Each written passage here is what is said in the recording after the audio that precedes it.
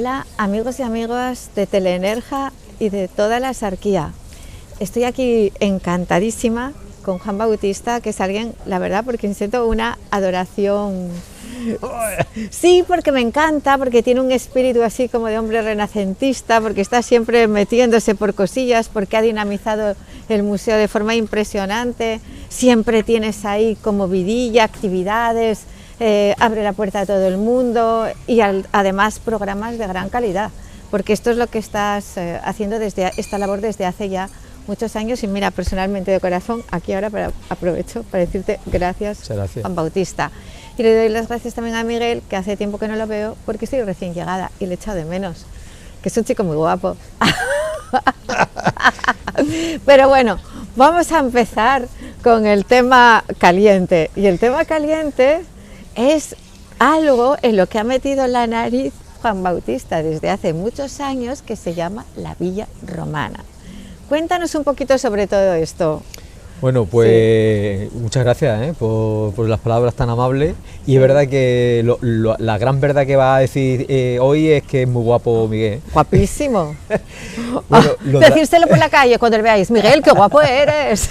Lo de la Villa Romana es un proyecto que tiene nada más y nada menos que 20 años. Sí. Porque en 2003 excavé la Villa Romana, sí, y hasta ahora no se ha podido hacer el museo. Por cierto, muy importante, porque es una colaboración que hemos hecho con el Museo de Nerja, Museo de Nerja con un ayuntamiento de Rincón de la Victoria, y lo que demuestra es que nosotros desde el Museo de Nerja no solo hacemos cosas aquí, sino también fuera, ¿no? Y lo de la Villa Romana, pues muy chulo, desde un punto de vista personal, es un sueño cumplido, porque es una excavación que realicé en 2003 y he participado tanto en el diseño. Y ahora te voy a poner un stop en toda esta cuestión tan técnica. Oye, ¿y por qué se te ocurrió a ti excavar ahí en el 2003? No, ¿Qué pasó? Porque apareció, sí, es decir, había una obra de un edificio, sí, y aparecieron los restos arqueológicos, y me contrataron como arqueólogo. ¿Y cómo vivía esta gente ahí en Rincón de la Victoria? Pues vivían, yo supongo que muy bien. Primero eran gente con mucho dinero, porque es una villa espectacular, con una calidad constructiva impresionante, con mosaicos de primera calidad. Y vivían en primera línea de playa. Ojo, no porque vivían en primera línea de playa ya vivían muy bien, en el sentido, ellos vivían en primera línea de playa no con el concepto que tenemos ahora de la playa como un lugar de recreativo, de bañarte, tomar el sol, no, sino que se dedicaban a la pesquería, se dedicaban a los salazones de pescado y al garum, a la famosa salsa romana. Entonces por eso vivían en la misma playa, ¿no? Y bueno, era eso, era una familia poderosa, con mucho dinero. De hecho, tendría una familia bastante numerosa porque tiene muchas habitaciones, dormitorios, y bueno, un enclave privilegiado, ¿no? Uy, y cuéntanos, oye, esto del garum, esta salsa famosa, ¿de qué era? El garum es una salsa que se producía en toda la costa del imperio, pero que el garum más famoso y más codiciado era el de aquí, el del estrecho de Gibraltar. Ajá. ¿Por qué? Porque aquí es donde están los grandes atunes, los atunes, las caballas. Entonces eso le da una grasa, un sabor especial. Y eso es simplemente una mezcla entre pescados troceados, grandes o pequeños, enteros, con sal, especias, especies como el tomillo, como el romero, como el hinojo. Ajá. Y agua. Eso se mezcla, se deja fermentar, y cuando el líquido va hacia arriba, todo ese líquido se procesa, se filtra, y ese es el garum famoso, que era un potenciador de sabores. Es una salsa. Como un bovril, que sería el modo carne, el bovril como un concentrado de carne, este sería un concentrado de pescado. Sí, yo cuando me dicen, ¿ya qué sabe? Porque ya se produce, se está produciendo a través de la Universidad de Cádiz. Lo más parecido es la salsa soja, un poco, porque el tamari también. Sí, efectivamente, una salsa así oriental, de pescado, y con un sabor muy intenso a pescado, salado. Y bueno, está bien. Tendrá muchas propiedades. Sí, por supuesto, propiedades tenía un montón. Sí, porque también... Perdona, la utilizaban como medicina, de hecho los romanos también. Fíjate, lo que nos estamos enterando de nuestros ancestros. Y bueno, también en Roma el vino parece ser, en aquella época era diferente, ¿no? No era el vino como que era como más espeso? Bueno, el vino era el mismo, pero lo combinaban con otras cosas. Le ponían miel, lo bebían muchas veces caliente, estaba el Mulsen, que era eso, una mezcla entre miel y esto. Es decir, eran otro tipo de gustos gastronómicos, aunque también vivían el vino normal, ¿eh? Sí. De hecho, se producía un buen vino. Aquí en la península ibérica, en lo que era la Hispania, también se producía un gran vino. ¿Podríamos decir que eran más refinados que nosotros? No, hombre, no. ¿No? Yo, mira, ¿Tú crees? yo no comparo épocas porque es absurdo, porque cada época tiene sus pros y sus contras. Evidentemente, la época romana es una época muy importante para la historia de la humanidad, porque al final Occidente, Europa, su basamento fundamental está en Roma, en el idioma. Nosotros hablamos romano, el latín, un latín evolucionado. Pero hay una cosa que yo siempre lo afirmo, y lo afirmo rotundamente, con todos los peros que tú quieras ponerle, que es que hoy es el mejor momento de la historia de la humanidad. ¿Ah, sí? Con diferencia. Cuando la gente, mis amigos, me dicen, no, a mí me gustaría vivir en la época romana, digo yo, pero como los ricos, ¿no? Sí. Pero es que antes los ricos era el 0,0 y el 99 como mucho eran pobres, pero pobres. Sí. Ahora los ricos es el 1%, pero después hay una clase media que medio, por lo menos comemos todos los días, tenemos una casa, aunque cueste caro, y tenemos una sanidad que nos cura las enfermedades. Antes se morían con un resfriado. Es decir, las desigualdades siempre han existido, pero ahora son menores. Bueno, ahora lo que morirse con un resfriado ahora son menores. Sí, es cierto. Infinitamente menores. ¿Que hay muchas desigualdades ahora? Claro, y para eso tenemos que seguir evolucionando. Pero si tú comparas como vivimos ahora a como vivíamos antes, infinitamente, y no hace falta irse a 2000 años. Ya. Es que si lo comparamos como vivíamos hace 50 o 60 años, vivimos infinitamente mejor. ¿Que hay que mejorar las sociedades? Pues por supuesto, en ello estamos. Hombre, yo veo que ahora mismo, aquí es que vivimos en el paraíso, Juan. Nosotros aquí, Asarquía, Nerja, todo este área asárquica, estamos en el paraíso, y la provincia de Málaga en general.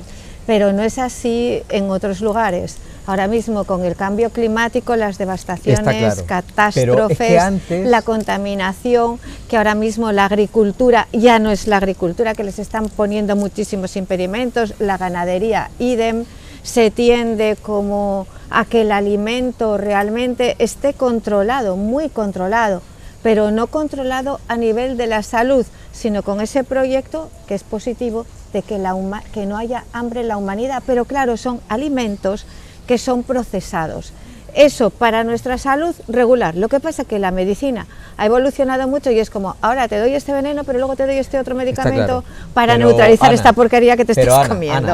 A la huerta, a comer de la huerta. Esto es muy todo fácil. Lo que podáis, campito que tenéis. Esto es muy fácil. Todo de ahí. Si empezamos a poner el listado de todos los problemas que tenemos nosotros ahora, correcto. Todo con parches. Pero es que si lo comparamos con el pasado, el listado es el mismo, más 200.000 cosas más. Exacto, Quiere estoy decir, de acuerdo. Es que la gente se muere de hambre en África.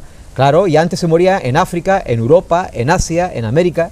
Y se mataban por una Pero falta es que de palabra. Ahora en Europa, en general, estamos hablando en general, que después no vengan los miquis, es que mi vecino, ¿ve usted? Estamos hablando en general. Ahora en Europa no se muere de hambre la gente. No. Bien, y no se mueren en general de enfermedades comunes. No.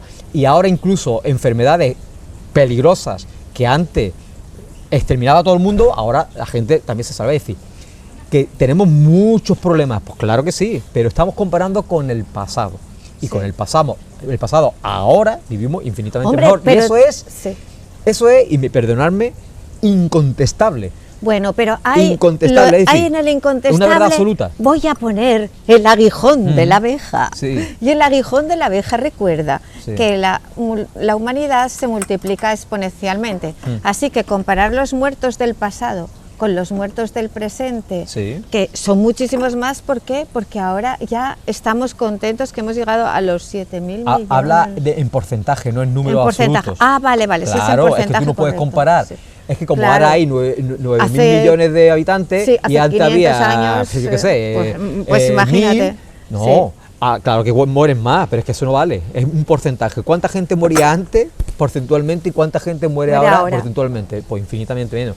¿Que hay guerras ahora? Claro, pero sí, es que antes muchas. estábamos permanentemente en una guerra. Siempre. Sí, verdad. Siempre. Entonces, ¿que tenemos que mejorar? Por supuesto. Hombre, lo que pasa tenemos que que parar sí. el desastre climático, por supuesto. Pero las armas de matar eran mucho más light. Es decir, antes mataban con bayonetas, con otras historias. Ahora te meten un misil, te meten un no sé qué y se llevan un montón por delante. Claro. Antes necesitabas unas tropas, pero vamos a cambiar de tema porque queremos ser optimistas y realmente la cosa va para mejor. Claro que sí. Aunque nos hablen de crisis y tal, yo os digo que vamos a seguir teniendo turismo y cada vez más. Que esta nuestra querida tierra de España ha sido un referente turístico y ahora cada vez más. O sea que aunque nos hablen de la crisis, vais a saber cuántos vienen para acá y cuántos están viniendo a vivir a toda esta zona. Así que vamos a ser como positivos y agradecidos porque nosotros vivimos en un sitio que es un paraíso. Y no nos va a faltar de nada ni nada, más bien como orar y contener en la mente a todas las personas que no tienen esta buena condición que nosotros tenemos. Pero Juan, tú también has estado como, ya te veo yo que, es que yo quería mostrar aquí hoy en Telenerja tu lado friki curioso de investigador, un poco tipo Harrison Ford, ¿cómo se llamaba? Sí, Indiana Jones. Es un poco un Indiana Jones. Tenemos aquí a Juan Bautista Indiana Jones. Los arqueólogos odiamos a Indiana Jones, eso no lo sabe la gente. ¿No? Pues a mí me parecía muy guapo. No, claro, y rico. Sí, un mono. Pero los arqueólogos... No, pues tú eres un poquito. Este otro trabajo, porque son muchos los trabajos, los frentes de investigación que has abierto, el de Júcar, ¿nos puedes contar un poquitito más? El de Cútar. Cútar, fijaros. Eso, pues, el Cútar es otro proyecto parecido en el sentido de la Vía Romana. ¿Por qué? Porque es también una colaboración con el Ayuntamiento de Cútar. Y ese proyecto, la verdad es que es súper bonito. Es muy bonito porque es un proyecto pequeño, pero muy resultón. Y lo que hemos intentado explicar a la gente es en qué consistían los contenidos de 3 libros que aparecieron en 2003 precisamente también. Harrison Ford. Metido en una pared de época andalusí. Es decir, el libro, la última fecha que tiene, la fecha más moderna, firmada es de 1500. Fijaros. Y son libros escritos en árabe. Es decir, de gente que vivían allí, los andalusíes que vivían en Cútar. Y gracias a las investigaciones que realizó sobre todo María Isabel Calero, resulta que el personaje que escondió los libros y que escribió gran parte de los libros es un al-Faqih, es decir, un jurista e imán de la mezquita de Cútar, es decir, el que dirige la oración, que se llama Muhammad al-Yayar, que es y sabemos un montón de datos del personaje, de cuando llegó a Cútar. Es una cosa impresionante. Y también apareció el Corán, un Corán del siglo XIII, hecho en pergamino, espectacular. Entonces hemos hecho eso, un centro de interpretación, donde explicamos los contenidos de los libros, las características técnicas de los libros y sobre todo cómo a través de todos esos datos se vivía en las alquerías, que eran los pueblos andalusíes, pues en época nazarí. Y cómo es la transición de Alquería a Villa Cristiana cuando es conquistada por los Reyes Católicos en 1487. Oye, ¿y cómo fue esa transición? La transición inicialmente fue buena. De hecho, el al-Faqih de Al-Yayar entra ya en época cristiana, es decir, 1490, cuando ya Cútar pertenecía al reino de Castilla, pero a partir de 1500 la cosa se fastidia. ¿Por qué? Porque el tratado de capitulación en el que los reyes católicos de la corona de Castilla respetaba las propiedades, la lengua, las costumbres, la religión de los antiguos andalusíes, porque ya el andaluz no existe, es decir, los pobladores de toda la vida allí, se rompe ese tratado y se obliga a la conversión forzosa al cristianismo. Y a partir de 1500 hay una persecución importante, la gente huye a Allende, al norte de África, y por eso Al-Yayar esconde los libros, porque huye al norte de África y esconde sus tesoros más preciados, que es el Corán de toda la vida, y sus libros jurídicos, porque si te confiscaban esos libros, primero los quemaban y a ti te metían en la cárcel, ¿no? O te mataban. Entonces la transición inicial fue buena, pero a partir de 1500 fue un desastre. ¿Y por qué a partir de 1500 esa transición se complicó? ¿Qué sucedió? Porque el cardenal Cisneros, que era Sí. un talibán importante, Sí. convenció a los reyes católicos que a los musulmanes pues había que convertirlo al cristianismo, porque el cristianismo era la religión de la luz y la verdad, y que por tanto era un problema tener una comunidad tan sumamente importante musulmana, y que eso no era bueno para el reino. Los reyes católicos pues dijeron que sí, y a partir de ahí pues se hizo la conversión forzosa. Yo soy historiador, no soy juez, yo no digo si eso está bien o mal. Yo lo único que digo que al reino de Castilla no le fue mal, porque de hecho ahí empezó el imperio después español, ¿no? Sí. Pero eran otra época, la religión tenía un peso específico muy potente, y al final era la ideología que encarnaba todo lo que era el proceso de conquista de los territorios musulmanes, ¿no? De hecho se emprendió también un proceso de conquista del norte de África que no tuvo éxito, pero que al final el objetivo era que el Islam era la religión enemiga y que había que eliminarlo, ¿no? Pero bueno, eran otros tiempos. Bueno, de alguna manera eso tampoco ha cambiado, pero también tiene ahí un sustrato conflictivo en algunas naciones. Aquí nosotros podemos, es que de hecho todos tenemos todas las sangres de todas las culturas que han pasado por aquí en nuestro ADN, ¿no? Pero que todavía hay lugares, naciones que todavía tienen el sustrato religioso es muy importante. Sí, muy en conflicto, ¿no? Bueno, Juan, y tú háblame de un poco cómo te coges, te metes ahí a dirigir un museo, ¿no? Bueno, y de esta forma tan dinámica, o sea, yo te veo como que estás continuamente creando o abriendo posibilidades, ¿no?, para que la gente disfrute claro. de nuevos contenidos y demás, porque estás metiendo también arte contemporáneo, poesía, presentaciones de libros. Primero, yo soy una persona muy responsable, y yo digo Sí. que yo no estoy haciendo nada especial. Sí.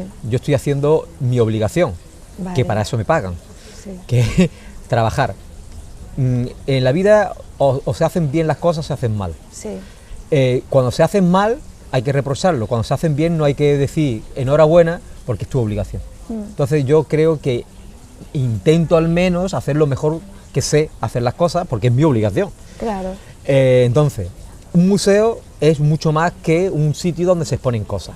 Eso Sí. era una visión muy antigua, pero ahora los museos se han convertido en espacios dinamizadores desde un punto de vista social y cultural, y que esté también muy ligada con la sociedad en la que reside. Entonces, desde que yo entré en 2016 tenía muy claro que el Museo de Nerja, aparte de tener una colección muy chula, una colección Sí. permanente que es muy atractiva, que cuenta la historia de Nerja, tenía que ser algo más. Entonces, por eso tenemos esa programación cultural de actividades diversas, con esas exposiciones de arte contemporáneo, porque al final el arte contemporáneo está muy enraizado y muy ligado con el arte antiguo. Por tanto, el hecho de que nosotros tengamos ahora una exposición tan sumamente rompedora como la de Simón Zabel no es una tontería. ¿Por qué? Porque él se inspira también en los ritmos musicales antiguos, en las formas antiguas de las pinturas rupestres. Por tanto, lo que queremos ver es cómo ese arte antiguo, ese arte de la prehistoria, de época andalusí, de época romana, sigue vivo en el arte contemporáneo. Y me parece que es una fusión súper chula. De hecho, ayer presentamos también la primera jornada de música contemporánea, que se va a celebrar en Nerja, en colaboración con el Ayuntamiento, porque lo mismo, ¿no?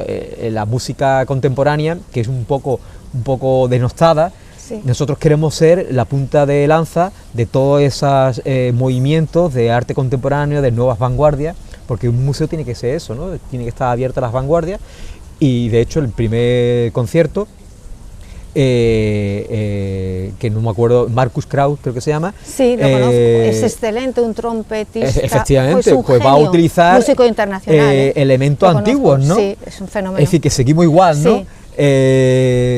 Ligando el pasado con lo más vanguardista, lo que te demuestra que al final está todo inventado y lo único que nosotros hacemos es modificar ciertas cosas, pero los conceptos generales, eso está inventadísimo de mucho tiempo.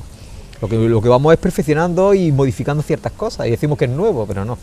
Oye, yo quiero chismorrear un poco de tu persona, porque todos te vemos. Juan Bautista, el director del museo, siempre eres un caballero, recibes bien a todos, pero tu persona, cuéntame, ¿tú estás aquí con tu familia? No, ¿Estás soltero? no, yo estoy soltero. Ah, mirad, chicas, soltero, soltero, sin compromiso y sin pensamiento.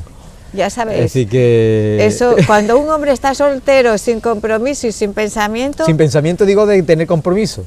Exacto, eso. ya sabéis, ojo. No, yo vivo en Rincón de la Historia. Yo vivo en Rincón de la Historia. Yo soy de Benagalbón, que pertenece a Rincón de la Historia. Sí. Además, Benagalbón es muy gracioso porque es un pueblo que se parece mucho a Amaro.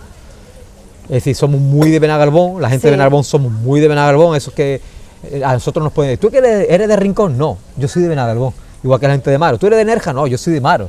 Pues nos pasa igual, y después estamos permanentemente en juergas. Siempre hay una fiesta en Benagalbón, y en Maro pasa igual. Entonces yo me identifico mucho con la gente de Maro, porque en la gente de Benagalbón y de Maro somos calcados, macho, y además incluso tenemos fiestas comunes y eso, es que es muy guay, me encanta. Qué interesante. Y bueno, y vivo eso, vivo allí y vengo y voy todos los días. Y vamos a seguir chismorreando un poco con Juan Bautista. Cuéntame, ¿cuál es tu sentir? Hablo de sentir, no de cuestiones teóricas. Tu sentir, tu intuición acerca del momento actual, de todo este caos, desorden que estamos viviendo, no solamente a nivel nacional, sino internacional. ¿Cuál es tu opinión? Porque aquí anda todo el mundo con la cabeza, ¿qué va a pasar? Que no sé qué. Bueno, yo creo que estamos en un punto, en un punto de inflexión. Antes he dicho que ahora es el mejor momento de la historia de la humanidad, pero posiblemente dentro de poco a lo mejor no. ¿Por qué? Porque mira, yo siempre digo una cosa que la gente me dice que yo estoy un poco loco. El problema de Occidente es que vivimos excesivamente bien. Ya. Vivimos muy bien. Y como vivimos muy bien, nos hemos vuelto enormemente exigentes. Y como nos hemos vuelto enormemente exigentes, nunca estamos contentos con lo que tenemos. Y eso hace que no valoremos lo que tenemos. Y por tanto, conseguiremos que en un futuro todo este proyecto tan magnífico que hemos construido durante mucho tiempo, sobre todo gracias a nuestros padres y a nuestros abuelos, pues se vaya al garete. Y esa es mi impresión. La gente que está en Ucrania, hace 2 años, tendrían las mismas preocupaciones absurdas que nosotros. Ya. La calle está sucia, el médico no me recibe en 4 días, la maestra del colegio es un poco impertinente y le ha tirado de la oreja a mi niño. Ahora con una guerra tan devastadora como está en Ucrania, echarán muchísimo de menos todo aquello que criticaban. Porque las calles ya no están sucias, están destruidas. La casa no es fea ni bonita, está destruida. La educación no existe, la sanidad no existe, porque la ha destruido un loco como Putin. Entonces, aunque tengamos que ser combativos con las desigualdades, con la injusticia, pero tenemos que ser también muy conscientes de lo bien que vivimos. ¿Y tú no crees que en todo esto también existe una campaña de desinformación? Hombre, es decir, que claro, cada uno, cuando hay una guerra todo el mundo miente, es que no hay nadie que diga la verdad. Está claro, pero hay una cosa que está clarísima, que aquí hay un agresor y un agredido. Sí. Y que Europa y a partir tiembla, de ahí, sí, pero me importa un carajo el pero. Aquí hay un país soberano que se llama Ucrania, que ha sido agredido por otro país, también soberano, una dictadura, que es Rusia. Sí. Punto. Y se han metido donde no se tienen que haber metido. Y ya está, y no hay más. Y es que no hay más discusión. A partir de ahí ya eso son tonterías. Bueno, yo os voy a decir que como soy una flower power asumida, pues creo que por lógica, como los poderes del mundo son económicos y tienen acuerdos entre sí, pienso que va a haber acuerdos de paz. Esperemos. Que no tardarán. Cada cierto tiempo en la historia hay guerra y luego hay acuerdos. Y esos acuerdos duran un tiempo hasta que otra vez se lía porque las circunstancias cambian y hay que hacer acuerdos nuevos. Así que os digo, mantener la mente en positivo. Juan, para cerrar, que tenemos ya el tiempo ya se nos acorta, 3 consejos positivos, porfis, ¿positivo? muy positivos para este momento que tú apliques en tu vida. Cosas que a ti te sirvan. Pues 3, estar rapidito. enormemente agradecido a mis antepasados por lo que me han dado, que no es dinero, que es vergüenza y respeto a los demás Ah, y muy educación. bien. Perfecto. Eso es lo primero. Ah, Mis me lo antepasados son apunto. mis abuelos y mis padres. Sí. Esos son para agradecer. Segundo, ser agradecido con todo lo que tenemos, a pesar de que haya muchas cosas que mejorar. Sí. Pero sobre todo ser críticos, pero con mesura y con lógica, y criticar lo que realmente es un desastre. Y tener mucha paciencia con la gente y ser empático con la gente. Sí. Es decir, ponerte siempre en el lugar del otro. Porque siempre hay alguna razón que tú puedas decir, oye, pues mira, esta ha reaccionado mal y es verdad porque por esto, ¿verdad? Bueno, pues hay que comprenderlo, ¿no? Así voy. Y no cerrarle las puertas a la gente. Escuchar siempre a la gente porque siempre hay buena idea o de una mala idea puede haber algo positivo y sobre todo que la gente tiene muchas ilusiones y uno no es nadie para quitarle la ilusión a la gente. A lo mejor echarle una manilla por aquí, por allí, o darle alguna idea que se perfeccionen las cosas, pero bueno, que vivimos en sociedad y que nos tenemos que llevar bien. Pues sí. Bueno, pues ya sabéis, lo resumo en, como decía Jesús, amaros los unos A los otros, claro.